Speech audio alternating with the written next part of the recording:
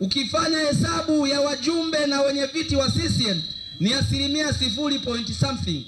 Tunapiga hatua 20 mbele, tunarudi hatua 100 nyuma. Nini kifanyike?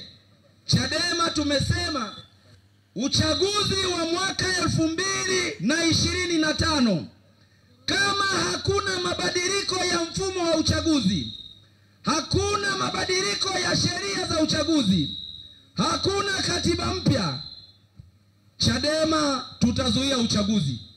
Wala hatupepesi macho na hatuogopi.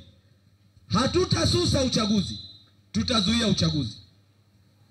Tuna taifa la watu ambao wanaweza wakajifungia wakaamini wanaweza kuamua chochote kwa ajili ya watu na wasiulize chochote. Wanasahau kwamba mamlaka yao inatokana na katiba yetu ya nchi. Chadema tumekuja na no reforms, no election. Bila mabadiliko ya uchaguzi hakutokuwa na uchaguzi. Na hii ni msimamo wa Chadema, na hatutaangalia chama gani kinaamini kwenye msimamo huu. Bahati nzuri viongozi watakuja kuzungumzia ni namna gani huu mfumo umeathiri na ni kwa kiasi gani tumepiga hatua kuelekea kufanikisha hili jambo ambalo liko mbele yetu. Tunahitaji tuchukue nchi ili tutekeleze sera yetu ya chama ambayo ni sera bora kuliko sera ya chama kingine chochote, ukiisoma kwa muktadha wake na ukiangalia kwa undani wake.